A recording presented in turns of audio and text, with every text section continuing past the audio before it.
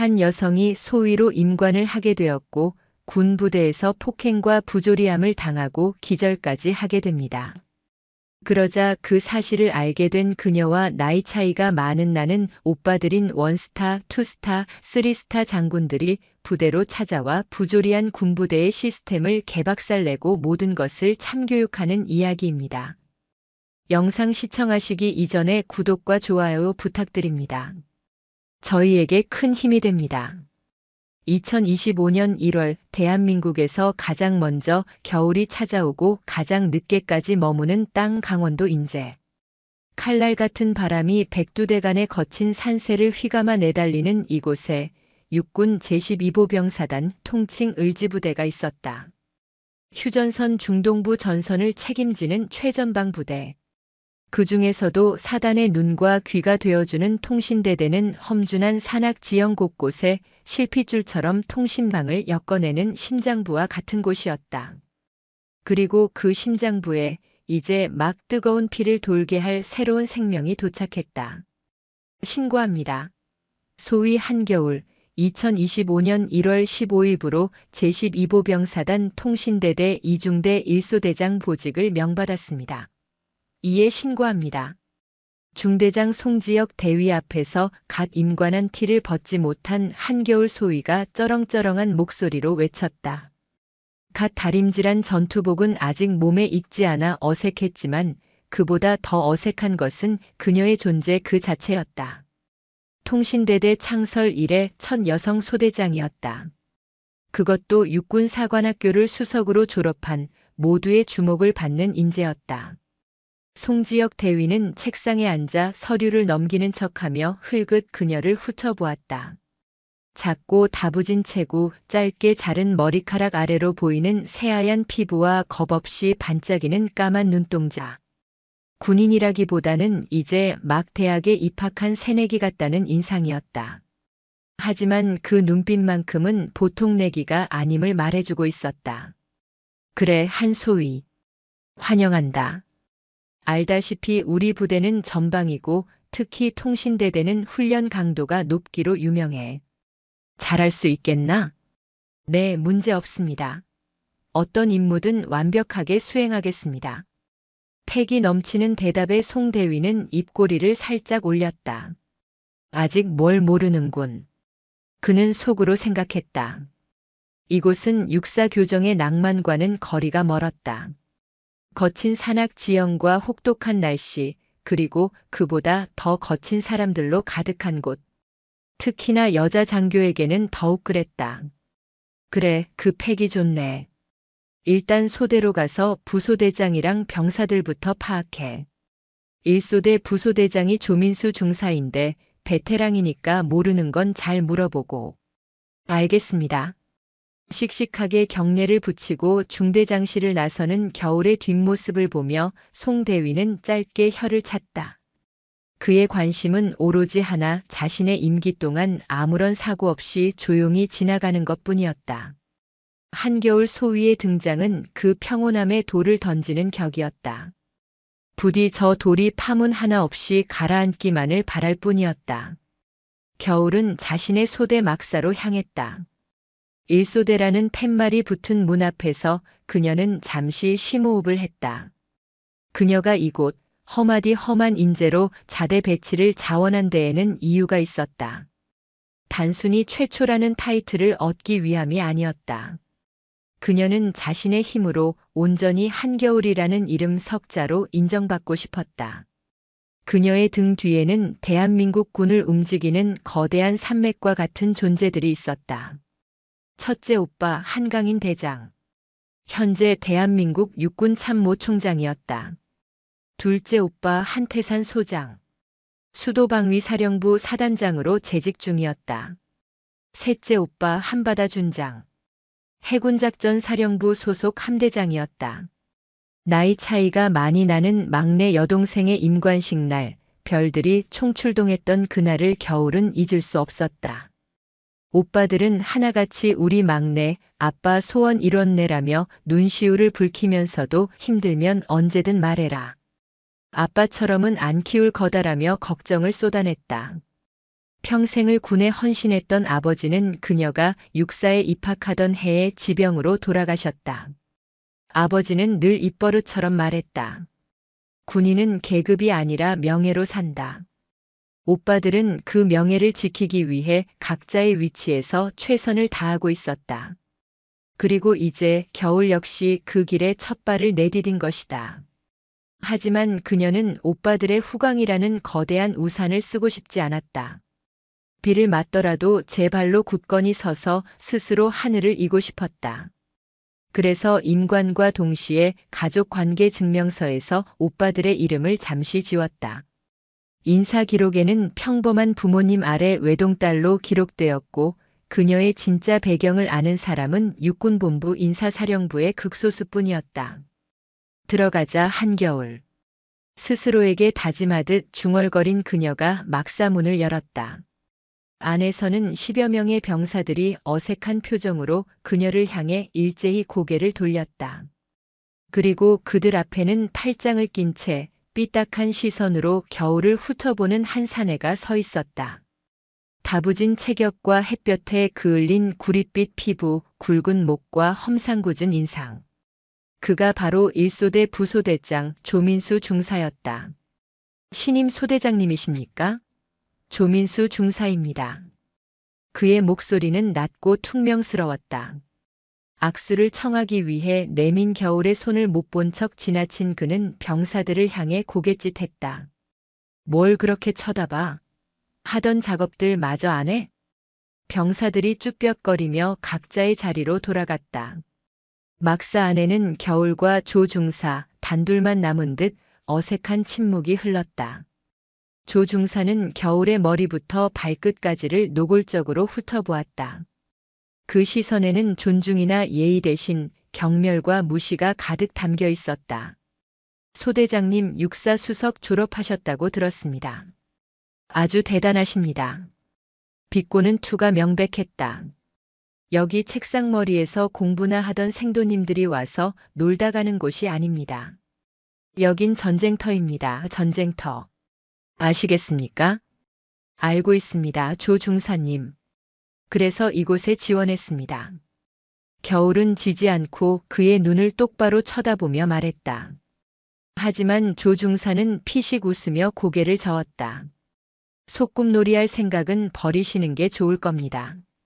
우리 소대 병사들 괜히 소대장님 기분 맞추느라 고생시키지 마시고 어려운 일은 제가 알아서 할 테니 소대장님은 그냥 결제 서류에 사인이나 잘해주시면 됩니다.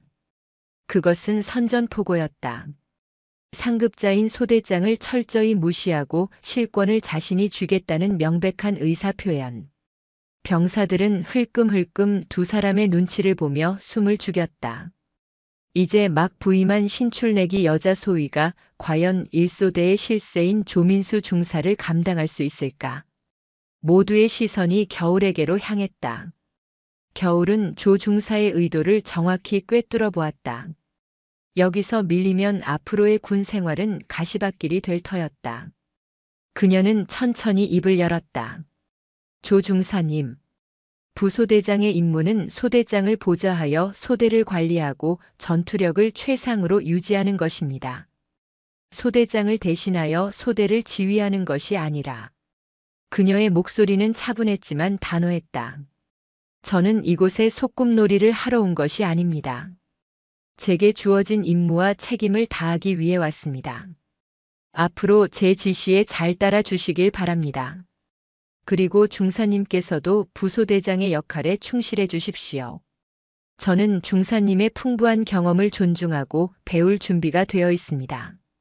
하지만 상급자에 대한 예의는 지켜주셔야겠습니다.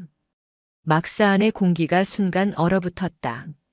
조 중사의 얼굴이 시뻘게 달아올랐다. 감히 육사가 졸업한 계집애가 자신에게 예의를 운운하는 상황을 참을 수 없다는 표정이었다. 그는 무어라 욕설을 퍼부으려다 겨울의 뒤쪽에서 들려오는 목소리에 입을 다물었다. 신임 소대장님 오셨습니까? 어리숙한 표정의 강태호 중이었다. 그는 1소대와 이웃한 2소대의 소대장이자 겨울의 육사 2년 선배였다. 하지만 그는 생도 시절부터 능력보다는 선배에게 아부하고 후배를 괴롭히는 것으로 유명했다. 강중인은 조중사와 겨울 사이의 냉랭한 기류를 애써 무시하며 사람 좋은 척 웃었다. 이야 한겨울 소위. 여기서 다 보내. 내가 선배로서 잘 챙겨줄게. 우리 조중사님 겉은 이래도 속은 따뜻한 분이니까 너무 어렵게 생각하지 말고. 그는 겨울의 어깨를 툭 치며 말했다. 명백한 비아냥이자 조중사의 편을 들어주는 행동이었다. 겨울은 강중위의 손을 조용히 어깨에서 내리며 말했다. 강중위님 공과 사는 구분해 주셨으면 합니다. 그리고 저는 이제 중위님의 후배가 아니라 동료 장교입니다. 서로 존중하는 자세가 필요하다고 생각합니다. 강태호 중위의 얼굴이 순간 굳었다. 그는 멋쩍게 웃으며 뒷머리를 극적였다. 하, 우리 후배님 아주 꼬장꼬장하시네. 알았어. 소대장님. 그럼 소대 파악 잘하시고 이따 저녁에 PX에서 캔맥주나 한잔합시다. 환영회는 해야지. 그 말을 남기고 강중인은 서둘러 자리를 떴다. 겨울은 다시 한번 깊은 한숨을 내쉬었다. 첫날부터 만만치 않았다. 노골적으로 자신을 무시하는 부소대장과 음흉한 속내를 감춘 채 비아냥거리는 동료. 그녀는 이곳이 차가운 인제의 날씨보다 더 혹독한 곳이 될 것임을 직감했다. 하지만 그녀는 포기할 수 없었다. 아니, 포기하지 않을 터였다. 아버지의 명예를 걸고 오빠들의 자랑스러운 동생으로서, 그리고 무엇보다 자기 자신을 위해. 그날 밤 겨울은 소대원들의 신상 명세서를 하나하나 넘겨보며 그들의 이름과 얼굴, 특이사항을 외웠다. 그리고 자신의 작은 수첩에 첫 번째 기록을 남겼다. 1월 15일. 일소대장 부임 첫날. 조민수 중사 강태호 중위. 이들은 나를 시험하고 있다. 그러나 나는 무너지지 않는다. 나는 한겨울이다. 가장 추운 계절의 이름을 가졌지만 나는 이곳에서 가장 뜨거운 불꽃을 피워 올릴 것이다. 창밖으로는 인제의 밤하늘에 별들이 총총히 박혀 있었다. 서울의 오빠들도 같은 하늘 아래서 자신을 생각하고 있을까? 겨울은 잠시 가족들을 떠올리다 이내 고개를 저었다. 지금은 기댈 곳을 생각할 때가 아니었다. 스스로가 단단한 성벽이 되어야 할 때였다. 그녀의 전쟁은 이제 막 시작되고 있었다. 한겨울 소위가 부임한 지 한 달이 지났다.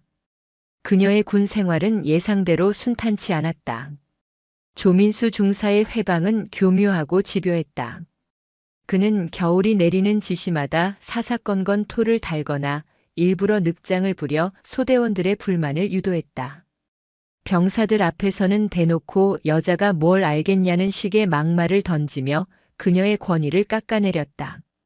소대장님 통신선 매설 훈련은 이렇게 도상에서 펜으로 긋는 거랑은 차원이 다릅니다. 병사들 죽어나는 꼴 보고 싶으십니까? 겨울이 야간 통신선 매설 훈련 계획을 브리핑하자 조 중사가 모두가 듣는 앞에서 대놓고 면박을 줬다. 겨울은 지형의 특성과 예상 소요 시간을 분석한 데이터를 제시하며 침착하게 반박했다. 데이터상으로는 충분히 가능합니다. 제가 직접 선두에서 루트를 개척하겠습니다. 병사들의 안전은 제가 책임집니다. 책임? 소대장님이 뭘로 책임을 지시겠습니까? 옷 벗으면 끝 아닙니까? 조롱 섞인 말투의 소대원들 사이에서 작게 웃음이 터져나왔다. 겨울은 주먹을 꽉 쥐었다. 분노가 치밀었지만 여기서 감정을 드러내는 것은 조 중사가 원하는 바였다. 그녀는 더욱 차갑게 말했다. 조 중사, 더 이상 내 훈련 계획에 이의를 제기하지 마라. 이건 명령이다. 불복종은 군법에 따라 처리하겠다. 명령과 군법이라는 단어에 조 중사의 얼굴이 일그러졌지만 그는 더 이상 반박하지 못하고 입을 다물었다. 하지만 그날 훈련에서 그는 보이지 않는 방식으로 겨울을 괴롭혔다. 일부러 잘못된 방향으로 병사들을 유도하거나 필수 장비를 실수로 빠뜨리는 시기였다. 겨울은 그의 의도를 알아챘지만 물증이 없었다. 그녀는 묵묵히 조 중사의 실수를 수습하며 예정된 시간 안에 훈련을 완벽하게 끝마쳤다. 땀과 흙으로 범벅이 된 채 막사로 돌아왔을 때 그녀는 탈진 직전이었다. 강태호 중위의 태도는 더욱 비열했다. 그는 겉으로는 겨울을 챙겨주는 척하며 접근했다. 한소희, 너무 혼자 다 하려고 하지 마. 조 중사님 절에 봬도 경험 많은 분이잖아. 그냥 적당히 맞춰줘. 그래야 군 생활 편해. 편하자고 군대에 온 것 아닙니다.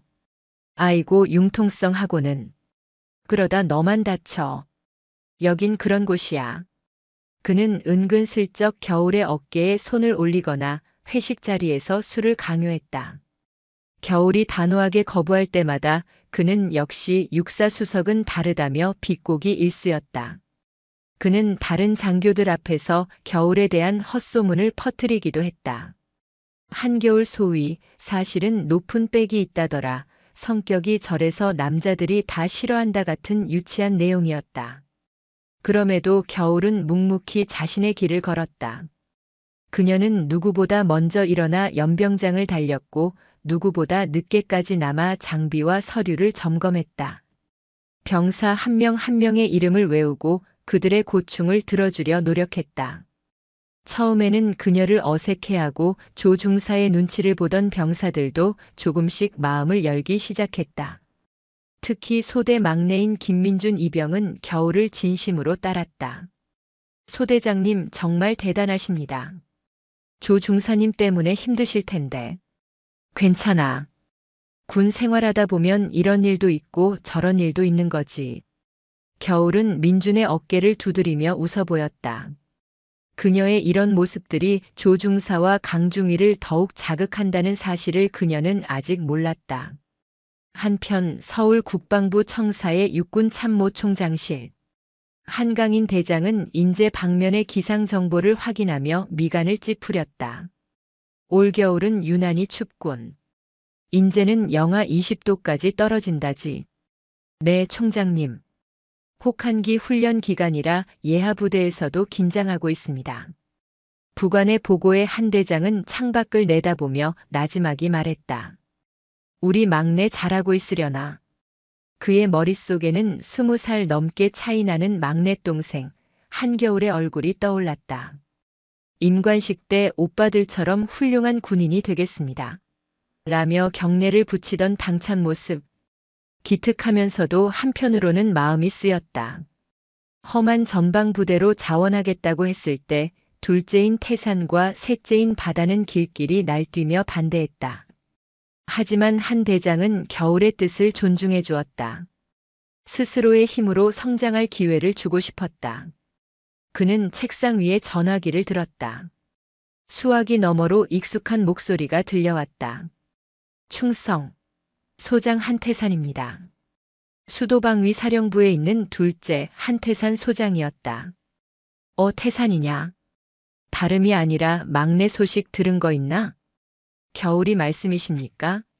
얼마 전에 짧게 통화했습니다. 훈련 준비 때문에 바쁘다고만 하고 금방 끊더군요. 목소리는 괜찮던데 그래도 영. 한태산 소장 역시 걱정이 가득한 목소리였다.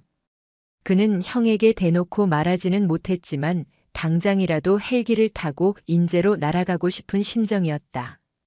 너무 걱정 마라. 스스로 선택한 길이니까 잘 해낼 거다. 그래도 혹시 모르니 12사단 쪽 동기들한테 넌지시 한번 알아보는 건 어떤가? 알겠습니다, 형님. 아니, 총장님. 전화가 끊기고 한강인 대장은 깊은 한숨을 내쉬었다. 자신의 결정이 과연 옳았던 것일까? 동생을 너무 사지로 내몬 것은 아닐까? 그의 마음속에 보이지 않는 균열이 일기 시작했다.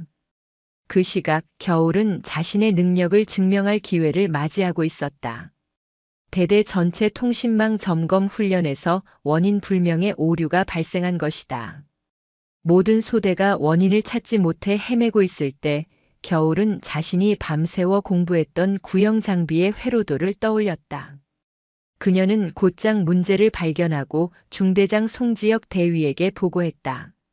중대장님, 3번 중계기에 예비 전원 공급 장치에 문제가 있는 것 같습니다.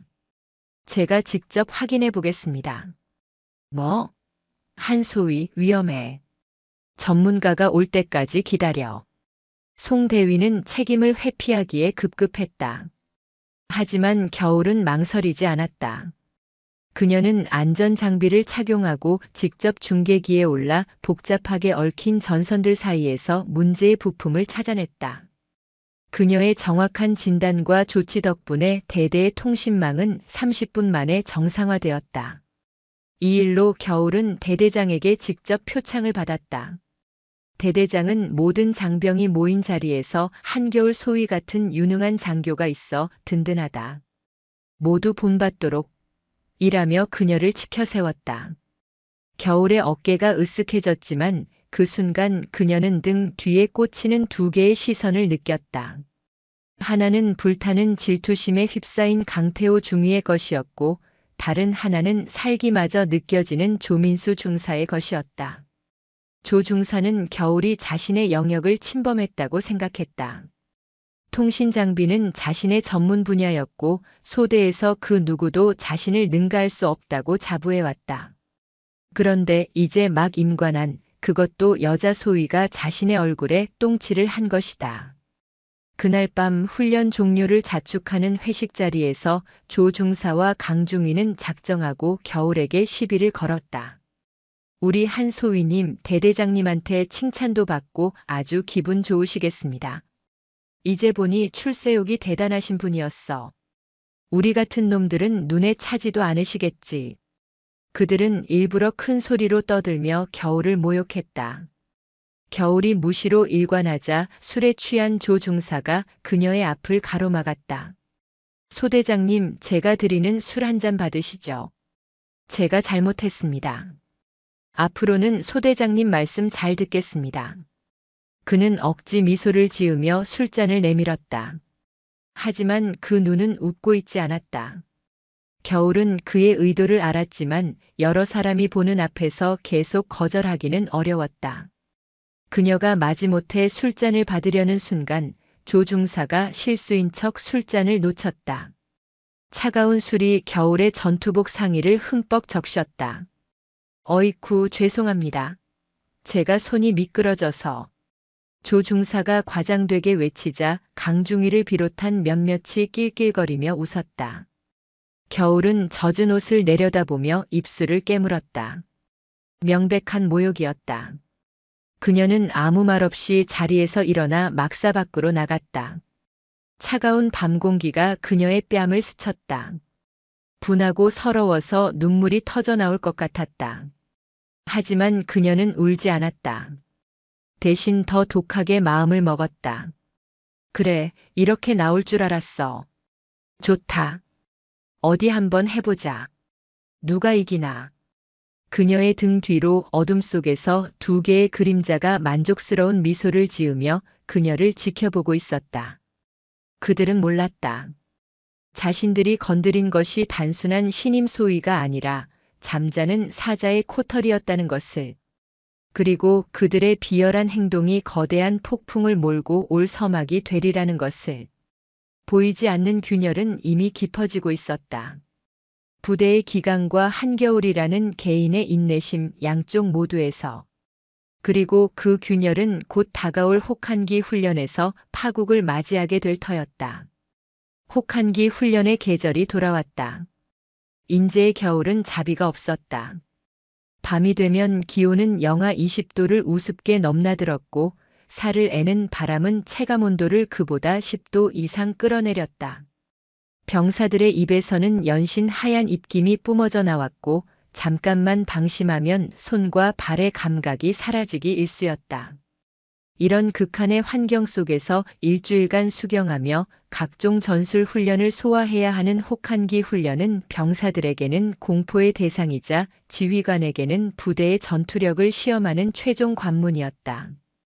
한겨울 소위에게 이번 훈련은 자신의 모든 것을 증명해야 하는 무대였다. 그녀는 훈련 준비 단계부터 그 누구보다 철저했다. 소대원들의 방한 장비를 하나하나 점검하고 핫팩과 비상식량을 여분으로 챙겼다. 훈련 지역의 지형과 기상 변화를 수십 번도 더 분석하며 완벽한 작전 계획을 수립했다. 하지만 조민수 중사의 방해는 훈련이 시작되자 더욱 노골적으로 변했다. 그는 겨울이 지시한 수경지 위치에 대해 바람을 막을 수 없는 최악의 장소라며 병사들 앞에서 불평을 늘어놓았다. 소대장님, 이런 데서 자면 우리 애들 다 얼어 죽습니다. 제가 봐둔 명당 자리가 있는데 거기로 옮기시죠. 안 된다. 이곳은 적의 관측으로부터 은폐하기 가장 용이하고 유사시 통신망을 구축하기에 최적의 위치다. 방풍벽을 더 견고하게 설치하면 문제없다. 겨울이 단호하게 그의 의견을 묵살하자 조 중사는 보란듯이 병사들을 선동했다. 들었지? 소대장님이 여기서 잘하신단다. 얼어 죽기 싫으면 알아서들 튼튼하게 지어라. 나는 모르겠다. 그의 태도에 소대 분위기는 급격히 냉각되었다. 병사들은 겨울의 지시를 따르면서도 불안한 기색을 감추지 못했다. 겨울은 묵묵히 병사들과 함께 눈을 파고 방풍벽을 쌓았다. 그녀의 솔선수범에 몇몇 병사들이 감화되어 열심히 작업을 도왔지만 대부분은 조중사의 눈치를 보며 마지못해 움직일 뿐이었다. 훈련의 핵심은 전투 지휘 통신망 구축이었다. 각 소대는 지정된 시간 안에 대대 지휘 통제실과 유무선 통신망을 개통해야 했다. 이것은 통신대대의 존재 이유이자 가장 중요한 임무였다. 특히 1소대는 가장 험준하고 깊은 골짜기에 위치하여 난이도가 가장 높았다. 통신망 구축 작업이 시작되자 조 중사는 또다시 회방을 놓기 시작했다. 그는 자신이 모든 것을 통제하려는 듯 겨울을 배제한 채 병사들에게 직접 지시를 내렸다. 야, 김일병. 안테나는 저쪽 바위 위에 설치해. 각도 똑바로 맞추고. 박상병, 너는 케이블 이쪽으로 돌려. 빨리빨리 안 움직여? 그가 지시하는 방향은 겨울이 사전에 계획한 루트와는 전혀 다른 곳이었다. 겨울이 이를 지적하자 조 중사는 코웃음을 쳤다. 소대장님, 제가 여기서만 10년을 근무했습니다. 이쪽 지형은 제 손바닥 보듯 훤합니다. 책상에서 그린 그림대로만 하면 다 되는 줄 아십니까? 하지만 그쪽은 능선이 가로막고 있어 전파 방해가 심할 것으로 예상된다. 내 계산으로는 계산. 전쟁이 무슨 수학 문제입니까? 현장에서는 경험이 최고입니다. 조 중사는 겨울의 말을 끊고 자신의 방식을 고집했다. 강태호 중위는 옆에서 그를 거들었다. 한소위, 조 중사님 말씀이 맞아. 여기선 그 양반이 박사야, 박사. 그냥 믿고 맡겨봐. 송지혁 대위는 멀찍이서 이 상황을 지켜보며 못마땅한 표정을 지었지만 소대장이 알아서 통제하라는 말만 던질 뿐 개입하지 않았다. 리더십의 상처를 입었지만 겨울은 더 이상의 공개적인 충돌이 소대의 사기만 떨어뜨릴 뿐이라고 판단했다. 그녀는 일단 조 중사의 방식을 따르되 만일의 사태에 대비한 플랜 B를 머릿속으로 그리고 있었다. 예상대로 통신망 개통 예정 시간이 다가왔지만 1소대의 통신기는 여전히 침묵을 지켰다. 대대 지휘 통제실에서는 계속해서 1소대를 호출했지만 돌아오는 것은 지직거리는 소음뿐이었다. 1소대, 감 있는가? 오버. 대대장의 녹이 어린 목소리가 무전기를 통해 다른 소대들에게까지 전파되었다. 조 중사의 얼굴이 하얗게 질렸다. 그는 안테나를 붙잡고 소리를 질러댔지만 상황은 나아지지 않았다. 젠장, 뭐가 문제야? 장비 고장인가? 그는 애꿎은 장비 탓을 하기 시작했다. 바로 그때 겨울이 나섰다. 조 중사, 비켜라. 지금부터는 내가 지휘한다. 그녀의 목소리는 얼음장처럼 차가웠다. 조 중사가 무어라 반박하려 했지만 겨울의 기세에 눌려 자리를 비켜주었다. 겨울은 즉시 병사들에게 지시를 내렸다. 김민준 이병 나를 따르라. 나머지 병력은 현재 위치에서 장비 철수 준비. 겨울은 자신이 미리 계산해 두었던 플랜 B 지점으로 민준과 함께 내달렸다. 그곳은 가파른 절벽 위, 위험하지만 전파를 수신하기에 가장 좋은 장소였다. 그녀는 능숙하게 암벽을 타고 올라가 예비 안테나를 설치하고 케이블을 연결했다. 그녀의 단호하고 신속한 움직임에 병사들은 넋을 잃고 바라보았다. 여기는 불사조 하나. 지휘소 감 있는가? 오버. 겨울이 무전기에 대고 외치자 기적처럼 지지직거리던 소음이 사라지고 깨끗한 목소리가 들려왔다. 불사조 하나 여기는 지휘소. 수신 양호. 드디어 연결됐군. 대대장의 안도 섞인 목소리였다. 일소대 병사들 사이에서 환호성이 터져나왔다. 조 중사는 믿을 수 없다는 표정으로 멍하니 서 있었고 강중위는 슬그머니 자리를 피했다. 그날 저녁 훈련 상황 보고에서 대대장은 모든 지휘관이 모인 앞에서 일소대의 상황을 질책했다. 일소대장, 도대체 소대 관리를 어떻게 하기에 이런 어처구니 없는 상황이 발생하나. 대대장의 불호령에 겨울이 자리에서 일어났다. 죄송합니다. 모든 책임은 소대장인 저에게 있습니다. 그녀는 조 중사의 실수를 감싸주었다. 지금 그를 처벌하는 것은 소대의 와해를 불러올 뿐이라고 판단했기 때문이다. 하지만 조 중사는 겨울의 이런 배려를 자신에 대한 모욕으로 받아들였다. 동정받았다는 생각에 그의 자존심은 산산조각 났고 분노는 극에 달했다. 훈련 마지막 날 밤이었다. 모든 훈련이 끝나고 철수를 준비하던 시간, 부대 내에서는 암묵적으로 음주가 허용되었다. 조 중사와 강중위는 막사 뒤편에서 독한 군용 소주를 병째 들이켰다. 시발 그 계집애 때문에 내 얼굴이 개똥이 됐어. 조 중사가 이빨을 갈며 말했다. 형님, 너무 열받지 마십시오. 원래 잘난 척하는 것들은 한번 제대로 밟아줘야 합니다. 강중위가 그의 잔에 술을 채우며 부추겼다. 오늘 밤 전연을 아주 끝장내 버리겠어. 군대가 어떤 곳인지 남자가 어떤 존재인지 똑똑히 가르쳐주마. 술에 취한 조 중사의 눈이 광기로 번뜩였다. 그는 비틀거리며 자리에서 일어나 겨울이 혼자 장비를 점검하고 있는 임시 막사로 향했다. 강중위는 그를 말리는 척했지만 입가에는 비열한 미소가 걸려 있었다. 차가운 밤 공기 속 겨울은 마지막 남은 통신 장비의 상태를 점검하고 있었다. 그때 거친 발소리와 함께 막사 입구가 열리며 술 냄새를 풍기는 조 중사가 들어섰다. 소 소대장님, 저랑 할 얘기가 좀 있습니다. 그의 혀는 꼬여 있었고 눈은 풀려 있었다. 겨울은 위험을 직감하고 뒷걸음질 쳤다.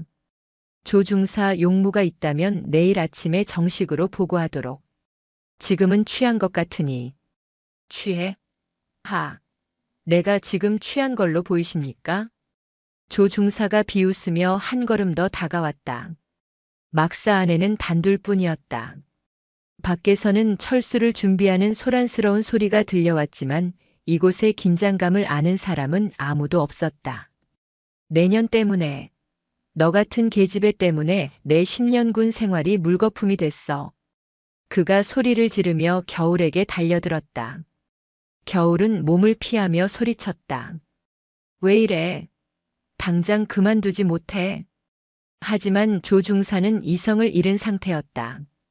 그는 겨울의 팔을 거칠게 붙잡았다. 그의 완력은 겨울이 저항할 수 있는 수준이 아니었다. 공포가 그녀의 온몸을 휘감았다. 이거나 놓으라고. 겨울의 비명이 혹한의 밤 공기 속으로 울려 퍼졌지만 그 소리는 이내 거친 숨소리와 폭력에 묻혀버렸다. 혹독했던 훈련의 밤은 이제 막 또 다른 혹한의 서막을 열고 있었다. 차가운 막사 바닥으로 내동댕이 쳐진 한겨울 소위의 머리가 나무 선반에 부딪히며 쿵하는 둔탁한 소리를 냈다.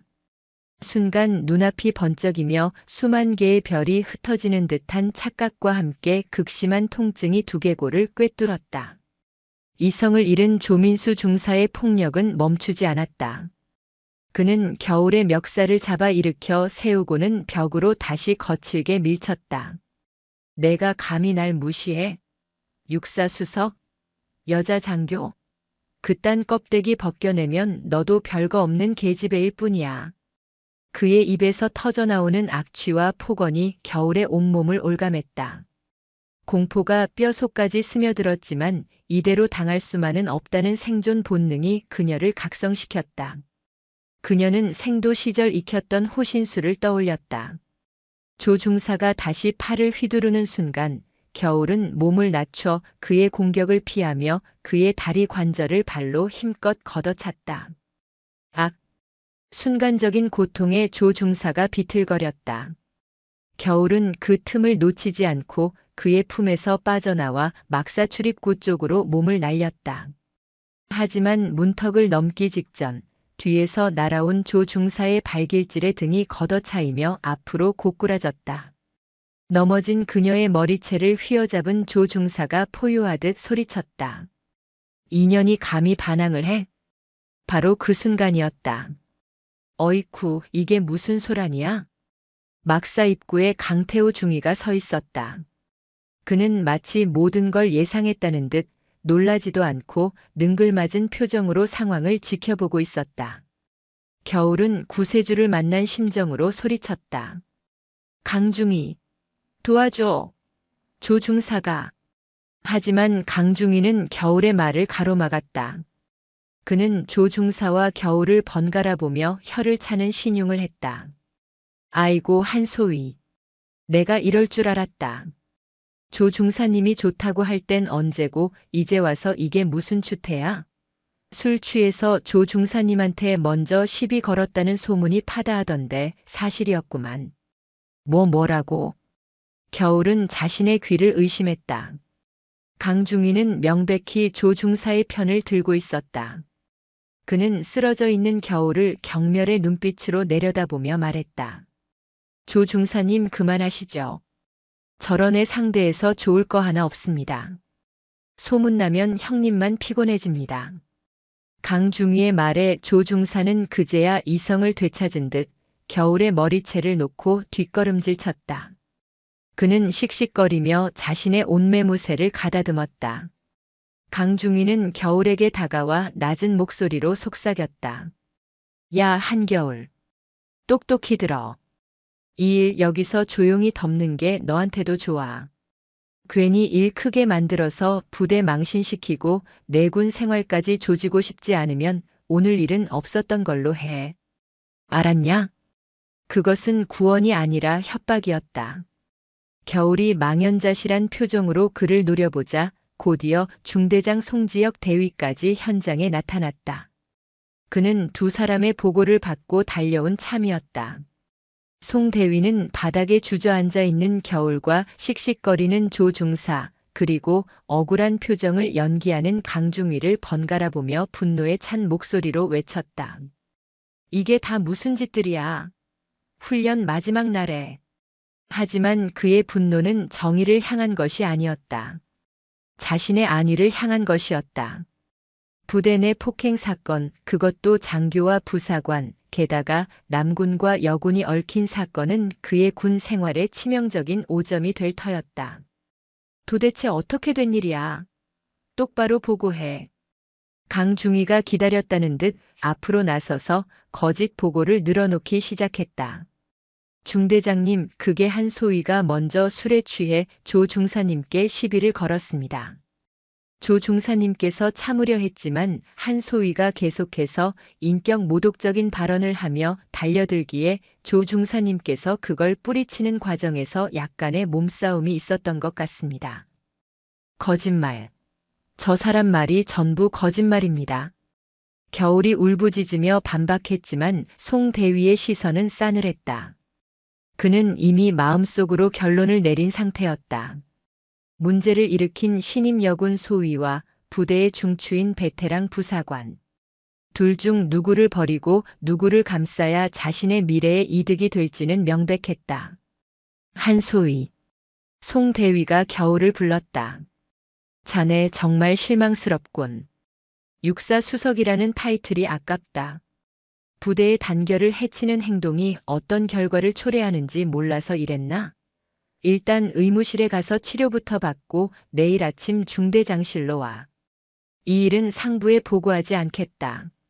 자네의 미래를 위한 내 마지막 배려라고 생각하도록. 그것은 배려가 아니라 사건 은폐를 위한 회유이자 압박이었다. 겨울은 온몸에 힘이 빠져나가는 것을 느꼈다. 진실을 말하려 해도 들어주는 사람이 없었다. 정의를 부르짖어도 시스템은 가해자의 편에 서 있었다. 그녀가 믿었던 군인이라는 명예와 조직에 대한 신뢰가 산산이 부서져 내렸다.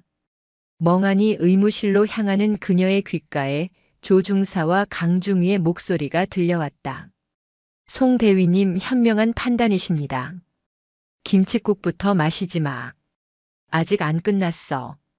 전현이 딴 마음 먹지 못하게 확실히 밟아놔야 돼. 그녀는 비틀거리며 걸었다. 머릿속에서는 여전히 수만 개의 별이 터지고 있었다. 부서진 것은 단순한 신뢰가 아니었다. 그녀의 자부심, 그녀의 꿈, 그리고 어쩌면 그녀의 영혼까지도. 인재의 혹독한 겨울바람이 부서진 날개를 가진 그녀의 뺨을 아프게 스쳐 지나갔다. 그녀의 진짜 겨울은 이제부터 시작이었다. 사건이 벌어진 다음 날 한겨울 소위의 세상은 완벽한 감옥으로 변했다. 송지혁 대위는 그녀를 자신의 사무실로 불러 마지막 통첩을 날렸다. 한소위, 어젯밤 일은 자네가 먼저 원인을 제공한 불미스러운 해프닝으로 종결한다. 자네도 과실이 있으니 더 이상 문제 삼지 않길 바란다. 만약 이 일에 대해 상부에 보고하거나 외부에 발설할 경우 나는 자네를 상관 모욕 및 군 기강 문란으로 정식 징계위원회에 회부할 수밖에 없어. 그렇게 되면 자네 군 생활은 그걸로 끝이야. 알아들었나? 그의 눈에는 일말의 죄책감도 없었다. 오직 자신의 안위를 지키려는 이기심만이 가득했다. 겨울은 입술을 깨물었다. 머리는 깨질 듯 아팠고 시야가 순간순간 흐려지는 증상까지 나타났지만 그녀는 여기서 무너질 수 없다고 생각했다. 알겠습니다. 하지만 저는 폭행의 피해자입니다. 정식으로 문제를 제기하겠습니다. 피해자? 증거 있나? 자네 편을 들어줄 증인이라도 있어? 송 대위는 비웃었다. 강태호 중위는 이미 조작된 진술서를 제출했고 다른 병사들은 조 중사의 보복이 두려워 아무것도 보지 못했다고 입을 맞춘 상태였다. 겨울은 완벽하게 고립되었다. 그때부터 보이지 않는 감옥살이가 시작되었다. 조 중사와 강 중위는 부대 내에 악의적인 소문을 퍼뜨렸다. 한 소위가 평소 행실이 좋지 않았다. 먼저 조 중사를 유혹하려다 거절당하자 분노해서 폭력을 휘둘렀다. 정신적으로 문제가 있는 것 같다는 식의 끔찍한 이야기들이었다. 병사들은 그녀를 피하기 시작했고 동료 장교들조차 그녀를 문제아 취급하며 수군거렸다. 겨울의 몸 상태는 점점 더 나빠졌다. 두통은 이제 진통제 없이는 견딜 수 없을 정도였고 책을 읽거나 서류를 볼 때 글자가 이중으로 겹쳐 보이는 현상이 잦아졌다. 그녀는 부대 의무실을 찾아갔지만 이미 송 대위에게서 언지를 받은 군의관은 그녀의 말을 건성으로 들으며 과도한 스트레스로 인한 신경성 증상이라는 진단만 내렸다. 송 대위는 겨울이 언제 터질지 모르는 시한폭탄이라고 생각했다. 그녀가 외부 병원에 가거나 가족에게 연락하는 것을 막아야 했다. 그는 묘안을 짜냈다. 한소위, 자네에게 특별 임무를 하나 주지. 이번 기회에 반성도 좀 하고. 그가 내린 특별 임무란 대대 본부 뒤편에 있는 낡은 창고의 비품들을 정리하고 전산화하는 작업이었다. 그곳은 수십 년간 쌓인 낡은 장비와 서류들로 가득한 먼지 쌓인 폐허나 다름없는 곳이었다. 사람들의 눈에 띄지 않는 곳에 그녀를 격리시키려는 속셈이었다. 보조 인력으로 김민준 이병을 붙여주겠다. 내일까지 모든 목록을 정리해서 보고하도록. 결국 겨울은 먼지 구덩이 창고로 내몰렸다. 그녀의 옆에는 안절부절 못하는 표정의 김민준 이병만이 서 있었다. 민준은 평소 자신이 따르던 소대장님이 부당한 대우를 받는 것을 알았지만 일개 이등병인 그가 할 수 있는 것은 아무것도 없었다. 소대장님 괜찮으십니까? 괜찮아. 어서 일이나 시작하자. 겨울은 애써 아무렇지 않은 척했지만 그녀의 창백한 얼굴과 떨리는 손을 민주는 똑똑히 볼 수 있었다. 두 사람은 하루 종일 낡은 서류 뭉치와 씨름했다. 창고 안은 빛도 잘 들지 않았고 환기도 되지 않아 공기는 탁하고 무거웠다. 한편 수도방 위 사령부의 한태산 소장은 점점 더 깊어지는 불안감을 떨칠 수 없었다. 막내 동생 겨울과의 통화는 점점 더 짧아졌고 목소리는 힘이 없었다. 뭔가 일이 있다는 직감이 그의 온몸을 찔렀다. 그는 결국 12사단에 있는 자신의 육사 동기 헌병대장에게 전화를 걸었다. 어이, 박대령. 잘 지내나? 다름이 아니라 통신대대에 있는 내 조카뻘 되는 소위가 하나 있는데 한겨울 소위라고 요즘 부대 분위기 어떤가 해서. 그는 막내 동생이라고 말하지 않고 일부러 조카뻘이라고 둘러댔다. 하지만 동기가 전해온 소식은 뜻밖이었다. 아, 한소위. 그 친구 요즘 좀 말이 많던데. 부임 초부터 선임들이랑 마찰이 좀 있었고 얼마 전 혹한기 훈련 때도 문제를 좀 일으켜서 지금은 중대장 재량으로 반성 차원에서 다른 업무를 보고 있다고 들었네. 크게 걱정할 일은 아닌 것 같아. 부대 내부에서 조작된 보고는 이미 상급 부대에까지 퍼져 있었다. 한태산 소장은 전화를 끊고 착잡한 표정을 지었다. 겨울이가 그럴 리가 없는데. 하지만 그는 동생이 스스로 이겨내길 바랐기에 더 깊이 개입하는 것을 망설였다. 바로 그 시각 인제의 낡은 창고 안. 먼지 쌓인 선반 가장 위쪽에 있는 서류 상자를 꺼내려던 겨울의 눈앞이 순간 캄캄해졌다.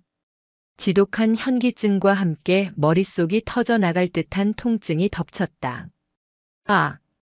짧은 비명과 함께 그녀의 몸이 균형을 잃고 휘청거렸다. 그녀의 손에서 미끄러진 서류 상자가 바닥으로 떨어지며 요란한 소리를 냈고 겨울 역시 그대로 바닥에 쓰러져 버렸다. 소대장님. 그 모습을 지켜보던 김민준 이병이 경악하며 달려왔다. 겨울은 잠시 의식을 잃었다가 민준의 다급한 목소리에 겨우 눈을 떴다. 흐릿한 시야 속으로 겁에 질린 어린 병사의 얼굴이 보였다. 그녀는 자신이 갇힌 이 침묵의 감옥이 그녀의 몸과 마음을 얼마나 깊이 파괴하고 있는지 절감했다. 벗어나야 했다. 이대로 죽을 수는 없었다. 하지만 어떻게? 누구에게? 사방이 적으로 둘러싸인 이 절망의 공간에서 그녀는 길을 잃은 아이처럼 막막하기만 했다. 소대장님, 정신 차리십시오, 소대장님. 김민준 이병의 울먹이는 목소리에 한겨울 소위는 겨우 정신을 차렸다. 바닥의 냉기가 등을 통해 온몸으로 퍼져나갔다. 그녀는 민준의 부축을 받으며 힘겹게 몸을 일으켰다. 괜찮아, 그냥 좀 어지러워서. 괜찮지 않습니다. 얼굴이 새하얗습니다. 당장 의무실에 아니 외부 병원으로 가셔야 합니다. 민준이 단호하게 말했지만 겨울은 힘없이 고개를 저었다. 소용없어.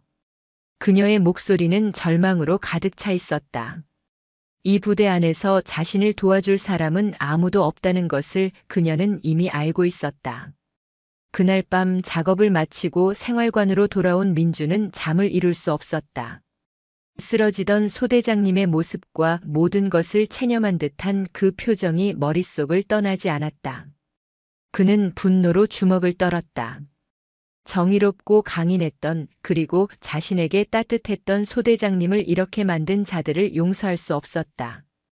늦은 밤 화장실에 가던 민주는 우연히 흡연 구역에서 들려오는 대화를 엿듣게 되었다. 조민수 중사와 강태호 중위의 목소리였다. 키읔키읔키읔 그 미친년 오늘 창고에서 기절했다며? 꼴 좋다. 그러게 말입니다. 송 대위님이 알아서 격리 조치해 주시니 얼마나 편합니까? 이제 제 발로 군복 벗고 나가지 않겠습니까? 벗고 나가면 다행이지. 얌전히만 있어주면 좋겠는데 걔의 눈빛이 아직 살아있어서 영 찜찜해. 걱정 마십시오, 형님. 걔가 뭘 할 수 있겠습니까? 증거도 증인도 없는데. 그냥 스트레스성 히스테리로 몰아가면 끝입니다. 역겨운 웃음소리와 함께 오가는 대화는 민준의 마지막 남은 이성의 끈을 끊어버렸다.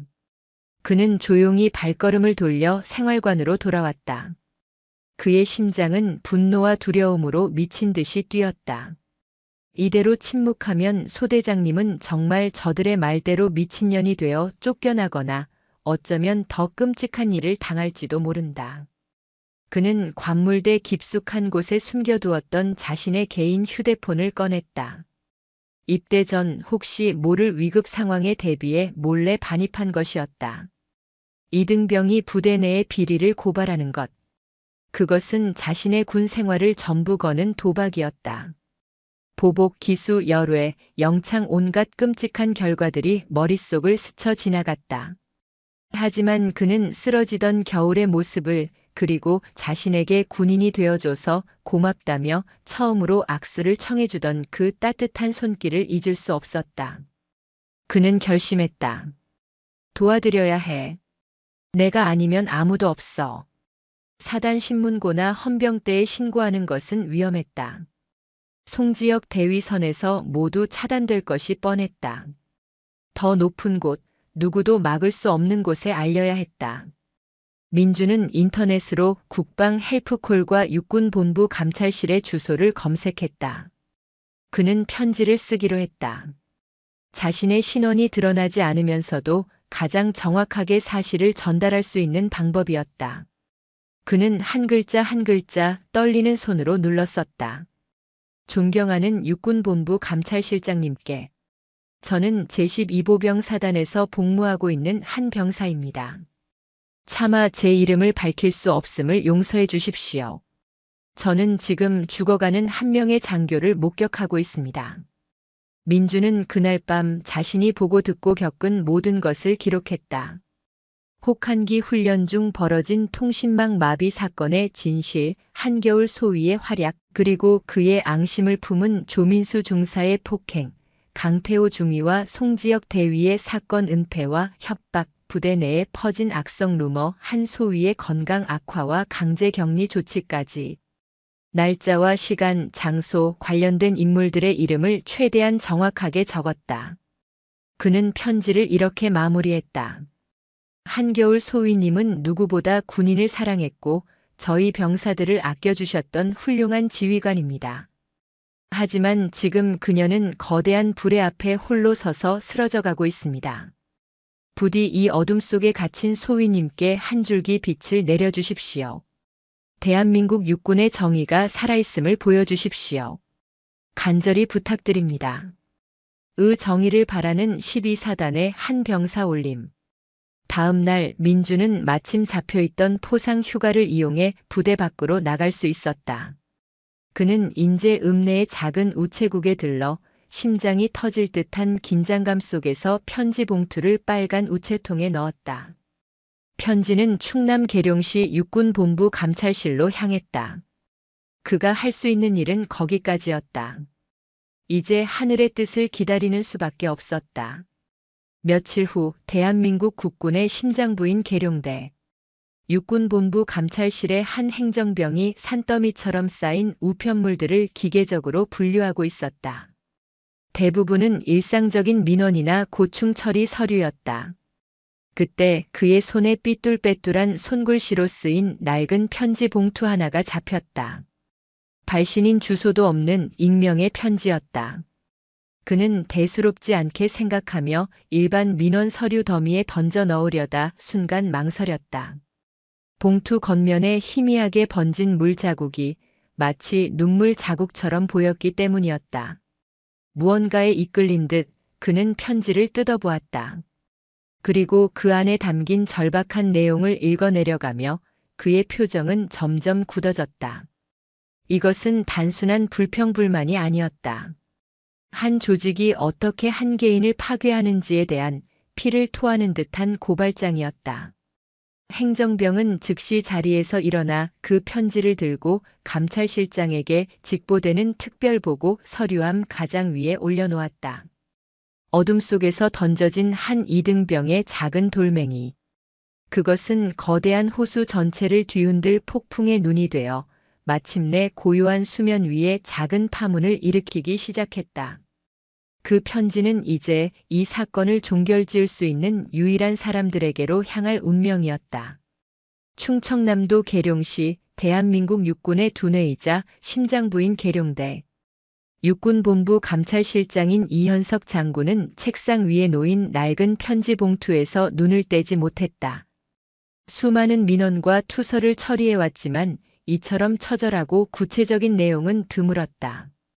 익명의 편지였지만 그 안에 담긴 단어 하나하나는 피를 토하는 듯한 진실의 무게를 담고 있었다. 제12보병사단 통신대대 한겨울 소위. 이 장군은 즉시 부관을 불러 한겨울 소위의 인사기록 카드를 가져오게 했다. 모니터에 뜬 기록은 지극히 평범했다. 평범한 가정의 외동딸, 특이사항 없음. 하지만 그의 눈을 사로잡은 것은 다른 항목이었다. 2025년 육군사관학교 수석 졸업. 이 장군의 미간이 좁혀졌다. 육사 수석 졸업생이 부임한 지 불과 몇 달 만에 선임과 마찰을 빚고 부대 단결을 해치는 문제 장교가 되었다.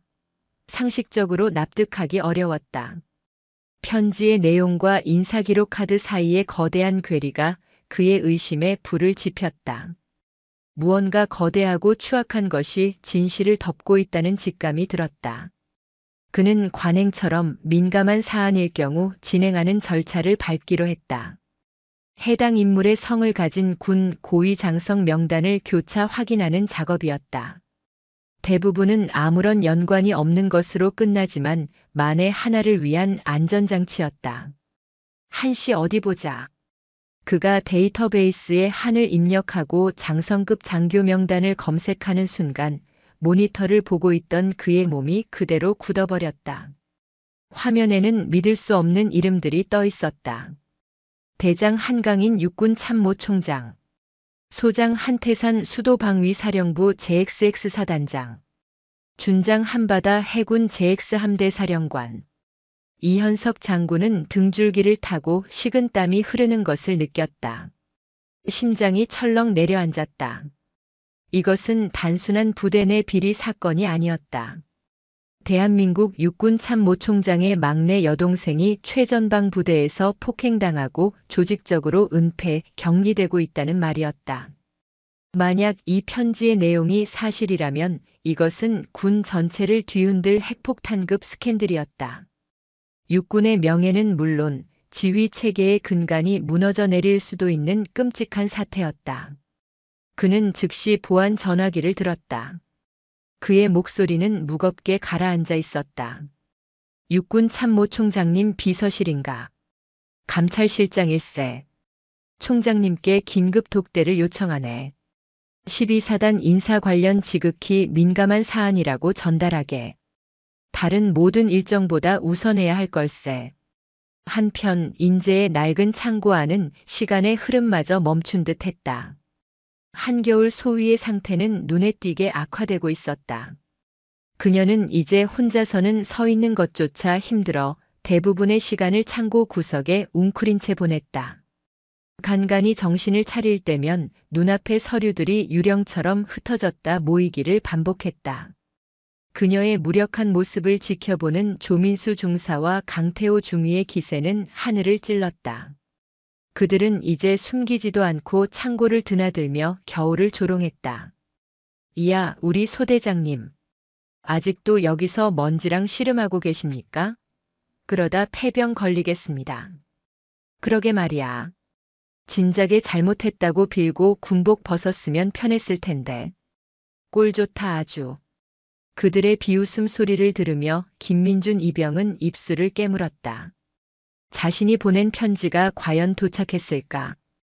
혹시 중간에 사라져버린 것은 아닐까? 하루하루가 피를 말리는 시간이었다. 그 시각 서울 용산의 국방부 청사. 대한민국 육군의 정점에 있는 한강인 대장은 산더미 같은 서류를 결제하고 있었다. 그때 비서실장이 조심스럽게 들어와 보고했다. 총장님, 방금 전 육군본부 감찰실장으로부터 긴급 독대 요청이 들어왔습니다. 감찰실장이? 네. 12사단 인사 관련 지극히 민감한 사안이라고 전해왔습니다. 12사단. 그 단어를 듣는 순간 한강인 대장의 손이 허공에서 멈췄다. 그의 심장이 불길한 예감으로 차갑게 식어내렸다. 동생 겨울이 있는 곳이었다. 폭풍이 몰려오고 있었다.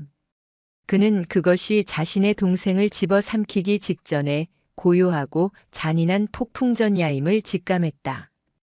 육군 참모총장실의 두꺼운 방음문이 닫히자 방 안에는 무거운 침묵만이 감돌았다. 이현석 감찰실장은 경례를 마친 뒤 말없이 서류 봉투 하나를 한강인 대장의 책상 위에 올려놓았다. 그 안에는 김민준 이병이 보낸 편지 4본과 한겨울 소위의 인사기록 카드, 그리고 세 형제의 이름이 나란히 적힌 가족관계 증명서가 들어있었다. 한강인 대장은 천천히 편지를 집어들었다. 첫 문장을 읽어내려가는 그의 표정은 담담했다. 하지만 페이지가 넘어갈수록 그의 얼굴에서 핏기가 사라지기 시작했다. 폭행, 은폐, 거짓 소문, 강제 격리, 건강 악화 동생의 이름과 함께 박힌 잔인한 단어들은 날카로운 비수가 되어 그의 심장을 후벼 팠다. 편지를 다 읽은 그는 한동안 아무 말도 하지 않았다. 방 안의 공기는 얼어붙을 듯 차가웠다. 그의 어깨는 미동도 없었지만 책상 아래에서 꽉 쥔 주먹은 하얗게 질려 부들부들 떨리고 있었다. 그가 마침내 입을 열었을 때 그의 목소리는 강철처럼 차갑고 냉정했다. 이현석 장군. 네, 총장님. 이 편지의 내용은 사실이라고 보는가? 정황상 신빙성이 매우 높다고 판단됩니다. 특히 한 소위의 육사 수석 졸업 기록과 현재 부대 내 평판의 괴리가 너무나도 큽니다. 이것은 조직적인 은폐 없이는 불가능한 일입니다. 알겠네. 한강인 대장은 자리에서 일어났다. 그는 총장으로서의 위엄을 잃지 않았지만 그의 눈은 이글거리는 분노로 붉게 타오르고 있었다. 오늘부로 감찰실과 헌병특임대로 구성된 합동특별수사본부를 구성한다. 본부장은 이 장군, 자네가 맡도록. 내가 모든 권한을 위임하지. 내 신호가 있을 때까지 이 모든 사실을 완벽한 기밀에 붙이고 수사팀을 대기시켜라. 한치의 오차도 한 점의 정보 유출도 용납하지 않겠다. 명심하겠습니다. 이현석 장군이 방을 나간 뒤 한강인 대장은 비틀거리며 창가로 다가갔다. 유리창에 비친 자신의 얼굴이 낯설었다. 대한민국 육군을 책임지는 대장의 얼굴이 아니었다. 하나뿐인 막내 동생이 지옥 속에서 부서져가는 것을 까맣게 모르고 있던 무능하고 어리석은 오빠의 얼굴이었다. 그는 전화기 2대를 동시에 들었다. 하나는 수도방위 사령부로 다른 하나는 진해 해군기지로 연결되었다. 나다. 태산이냐? 겨울이 일이다. 최악의 상황이 터졌다. 당장 서울로 올라와. 바다냐? 형이다. 우리 막내 겨울이한테 큰일이 생겼다. 무슨 수를 써서든 지금 당장 서울로 와라. 몇 시간 후 총장 공관의 비밀스러운 회의실에 세 형제가 모였다. 전투복을 입은 한강인 대장과 한태산 소장, 그리고 급하게 헬기를 타고 온 해군 정복 차림의 한바다 준장까지. 계급장을 떼고 나니 그들은 그저 피눈물을 흘리는 오빠들일 뿐이었다. 한강인 대장이 동생들에게 편지를 건넸다. 편지를 읽는 동생들의 얼굴이 경악과 슬픔, 그리고 이내 주체할 수 없는 분노로 일그러졌다. 불같은 성격의 한태산 소장은 편지를 책상에 내리치며 포효했다. 이런 개새끼들. 당장 헬기 띄워. 그 새끼들 모조리 내 손으로 찢어 죽여버리겠어. 진정해, 태산아. 한강인 대장이 동생의 어깨를 강하게 붙잡았다. 분노는 나중에 터뜨려도 늦지 않아. 지금은 우리 막내를 구하는 게 먼저다. 그리고 이 기회에 우리 군의 썩어빠진 환부를 뿌리째 도려내야 한다. 그들의 슬픔은 차가운 결의로 바뀌었다. 이것은 더 이상 단순한 동생의 복수가 아니었다. 자신들이 평생을 바친 군의 명예를 바로 세우는 성전이었다. 그날 밤 대한민국 육군의 최정예 전력들이 소리 없이 움직이기 시작했다. 한강인 대장의 직접 지휘 아래 수도방위사령부 헌병 특수임무대 SDT 병력이 출동 준비를 마쳤다. 육군본부 감찰실의 베테랑 수사관들이 수사 장비를 챙겼다. 총장 직속 지휘부의 통신 및 의무지원팀이 소집되었다.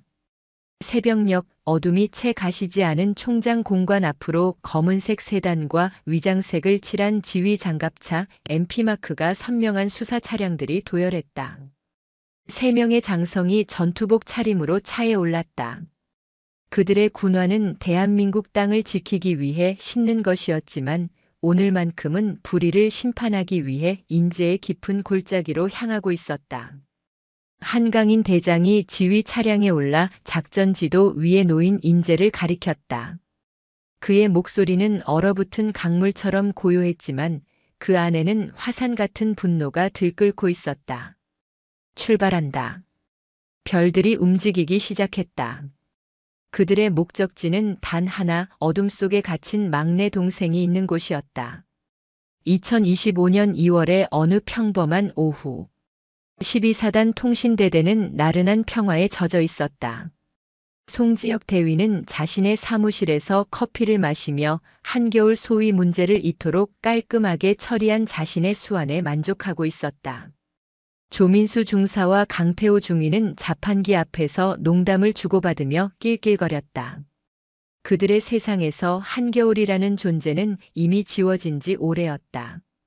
바로 그 순간이었다. 위잉응. 고요를 깨고 부대 전체의 최고 단계 경계 태세를 알리는 사이렌이 울렸다. 동시에 부대 정문 위병소에서 다급한 보고가 쏟아져 들어왔다. 정문. 정체불명의 차량 행렬 접근 중. 육군 참모총장 성판을 단 차량입니다. 반복합니다. 총장님 차량입니다. 부대 전체가 발칵 뒤집혔다. 사단장조차 방문 시 며칠 전부터 의전 계획을 세우는 것이 보통인데 예고도 없이 육군 참모총장이 직접 부대를 방문한 것이다. 당황한 대대장과 장교들이 허둥지둥 뛰쳐나왔다. 부대 연병장의 흙먼지를 일으키며 별 넷이 박힌 총장 지휘 차량을 선두로 검은 세단과 헌병 특임대 차량들이 멈춰 섰다. 차문이 열리고 한강인 대장과 한태산 소장, 그리고 한바다 준장이 내렸다. 그들의 얼굴은 분노로 얼어붙어 있었고 그들이 뿜어내는 살기는 연병장 전체의 공기를 지배했다. 혼비백산하여 달려나온 사단장과 참모들이 경례를 붙이려던 순간 한강인 대장이 그들을 막아 세웠다. 그의 목소리는 천둥처럼 울려 퍼졌다.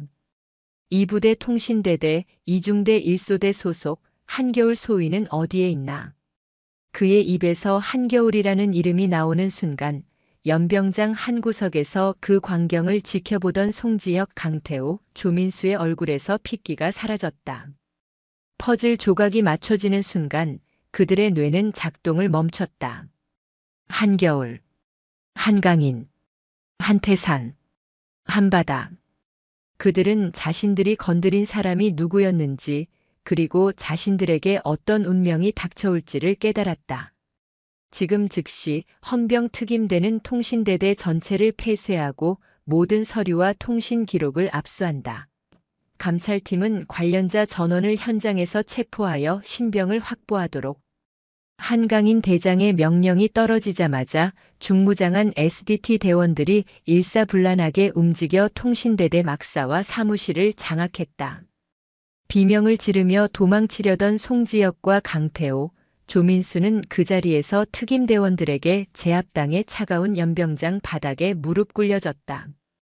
세 형제는 그들을 거들떠보지도 않고 겁에 질려 떨고 있는 김민준 이병에게 다가갔다. 한태산 소장이 그의 어깨를 붙잡았다. 자네가 김민준 이병인가? 네. 안내해라. 내 동생이 있는 곳으로. 김민준의 안내를 받아 세 형제는 낡은 창고로 달려갔다. 굳게 닫힌 문을 걷어차고 안으로 들어선 순간 그들은 눈앞의 광경에 말을 잃었다. 창고 구석, 먼지 쌓인 바닥에 그들의 사랑하는 막내 동생 한겨울이 쓰러져 있었다. 창백한 얼굴, 꽉 감은 눈, 미동도 없는 모습. 마치 생명의 불꽃이 꺼져버린 듯 했다. 겨울아. 한강인 대장이 동생에게 달려가 그녀를 품에 안았다. 한태산 소장은 그 자리에 주저앉아 오열했고 바다처럼 고요하던 한바다 준장의 눈에서도 뜨거운 눈물이 흘러내렸다.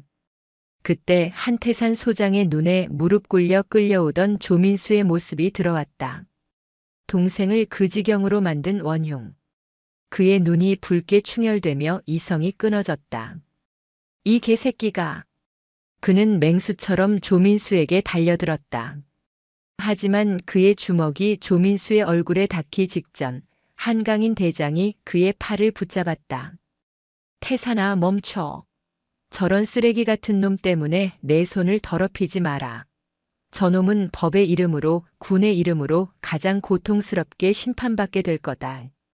곧이어 의무 헬기가 도착했고 겨울은 오빠들의 보호를 받으며 국군 수도병원으로 긴급 후송되었다. 헬기가 떠나가는 하늘을 보며 세 명의 가해자는 자신들의 인생이 끝났음을 직감했다. 심판의 날이 도래했다. 그것은 한 개인의 복수가 아니었다. 썩어버린 정의를 바로 세우고 부서진 군의 명예를 되찾기 위한 대한민국 육군 자체의 장엄한 심판이었다. 한겨울 소위는 국군 수도병원으로 후송된 직후 대수술을 받았다. 진단명은 급성 경막하 출혈 및 시신경 손상. 조금만 늦었더라면 목숨을 잃을 수도 있었던 위급한 상황이었다. 수술은 성공적으로 끝났지만 그녀의 왼쪽 눈은 영구적인 시력 손상을 피할 수 없었다. 군사재판은 신속하고 엄정하게 진행되었다. 한강인 대장은 이 사건을 일벌백계의 본보기로 삼기 위해 모든 재판 과정을 언론에 공개했다. 주범 조민수 중사는 상관 폭행 및 상해, 직권 남용, 허위 보고 등의 혐의로 징역 15년과 불명예 전역을 선고받았다. 공범인 강태호 중위와 사건을 은폐한 송지혁 대위 역시 각각 징역형과 함께 군복을 벗어야 했다. 12사단 사단장을 비롯한 지휘계 선상의 모든 간부들 역시 엄중한 징계를 피하지 못했다. 이 사건은 군 전체에 엄청난 파장을 불러일으켰다. 여군 인권 문제와 부대 내 악습에 대한 자성의 목소리가 터져나왔고 대대적인 병영 문화 개선 작업이 시작되었다.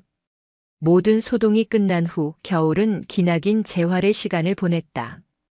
그녀의 곁에는 늘 새오빠가 있었다. 그들은 동생에 대한 미안함과 죄책감으로 매일 밤을 지새웠다. 겨울은 오빠들을 원망하지 않았다. 그저 자신의 선택이 불러온 결과라고 담담히 받아들일 뿐이었다. 시력을 잃은 왼쪽 눈 때문에 그녀는 더 이상 현역 전투병과에서 복무할 수 없었다. 군에 남아 행정직으로 전환할 수도 있었지만 그녀는 다른 길을 선택했다. 몇 달 후 겨울은 명예롭게 전역했다. 그리고 자신의 경험을 담담하게 풀어낸 책을 출간했다. 책의 제목은 어둠 속에서 켠 손전등이었다. 그녀는 책에서 가해자들에 대한 원망 대신 자신을 도와준 한 용감한 병사의 이야기와 군이라는 조직이 나아가야 할 방향에 대해 이야기했다. 이 책은 베스트셀러가 되었고 사회에 큰 반향을 일으켰다. 특히 자신과 같은 아픔을 겪었던 수많은 사람들에게 희망과 용기의 메시지를 주었다. 1년 후 육군사관학교 대강당. 한겨울은 새로 임관할 후배 여생도들 앞에서 강연을 하고 있었다. 왼쪽 눈의 미세한 상처는 그녀가 겪은 고통의 훈장처럼 남아 있었지만 오른쪽 눈은 그 어느 때보다 총명하고 따뜻하게 빛나고 있었다. 조직은 완벽하지 않습니다. 여러분이 마주할 세상에도 분명 어둠은 존재할 겁니다. 하지만 기억하십시오. 가장 깊은 어둠 속에서도 용기를 낸 단 한 사람이 빛이 될 수 있습니다. 서로에게 그 빛이 되어 주십시오.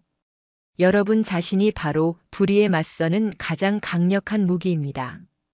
강당 뒤편에서 이제는 계급장을 모두 내려놓고 평범한 예비역이 된 새 오빠가 막내 동생의 모습을 자랑스럽게 지켜보고 있었다. 그들의 눈에는 눈물이 고여 있었다.